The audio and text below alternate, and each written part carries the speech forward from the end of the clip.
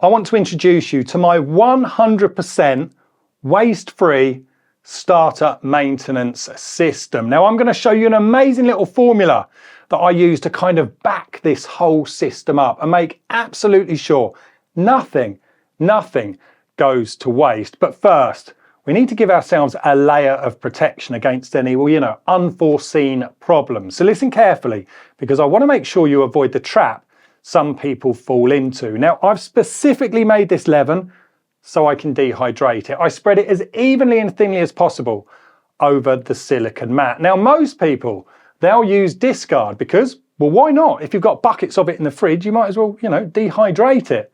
But that'd be the mistake. You want to make sure your starter is super active so that when or if we need to rehydrate it, it comes out fighting fit. So I wait until just before it peaks before I spread it over the mat. And you can see here just how thin I actually spread this culture.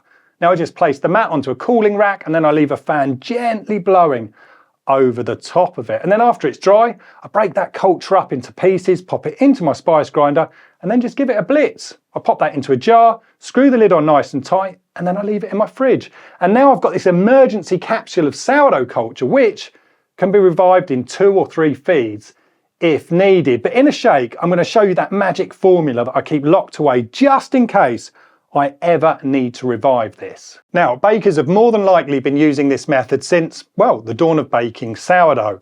It requires absolutely zero starter maintenance whatsoever. Now, ever since I filmed a video about this a few months back, I've been using it, well, every 1 to 2 weeks without fail. And it's as simple as mixing up your dough, and then after the first lamination or stretch and fold, you remove a piece of that dough, which essentially becomes this cultured offshoot that we're going to save, we're going to leave in the fridge, and we'll use to seed the next dough. Now, if you only ever use this method, you would never ever need to feed a starter again. Just think about that.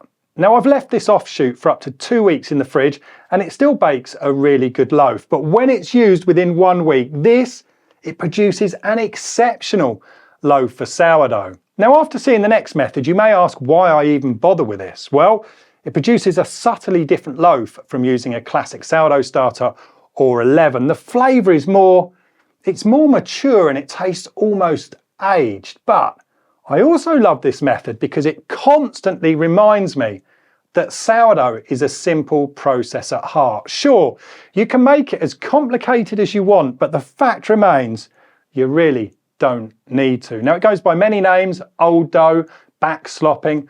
I call it the offshoot. But there are a couple of potential disasters that you're going to want to try and avoid if you try this out. But I point those out in my video, which I'll link to below. So I first saw Jack using this very method in one of his videos, and I was so intrigued that I gave it a go on the very next baking session. I promise you, I've never ever gone back to classically maintaining a starter again. Now, if you don't bake every day and you're frustrated with feeding your starter on a daily basis or with dealing with a discard, then this is definitely something that you're going to want to try. Now, it's very similar to the classic method, but we scale it all the way back and we use our fridge to cut down on the feeding and, of course, to wipe out any discard. Now, I'm going to talk you through the process using my Old Faithful formula as an example. Now, when I mix the ingredients for the Old Faithful dough, I use 90 grams of leaven to seed that specific dough.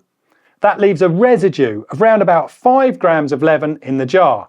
Now, it's this residue that essentially becomes the starter that I'll use to seed the next leaven. Now, as soon as I've finished mixing up my dough, I pop the lid on the jar and then pop it straight into my fridge. The night before I'm due to mix up my next dough, I just remove it from the fridge, I add 50 grams of flour, 50 grams of water, I give the leaven a good mix up. Now, because I'm using such a small amount of starter to actually seed the leaven, it ferments happily overnight and it's ready to bake with first thing in the morning when I get up. This is pure genius, I promise you. There's zero waste and it actually helps promote a streamlined baking schedule too. Now, mine sits happily in the fridge for 2 weeks and it's still ready to go with one single feed. But if you were to leave it for months, then obviously you're going to need to give it a couple of extra feeds. But even in this scenario, I'm about to show you a formula that guarantees you'll still waste nothing. Right, so let's say I've left my jar in the fridge for several months and I need to regenerate it. Or perhaps my leaven has mysteriously disappeared and I need to revive my dehydrated culture. Well, I'm going to need to create 1 to 3 intermittent leavens before that culture is back to full activity. Now, I would keep these to a maximum of 30 grams each.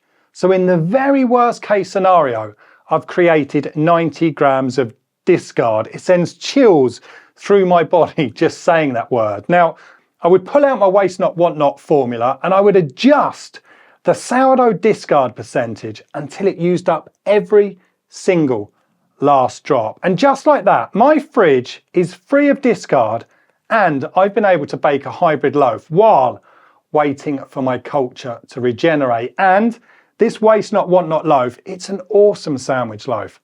And that's how I use a trilogy of cultures to bake sourdough completely waste free. Thanks for watching. I'll see you again very soon. Stay tuned.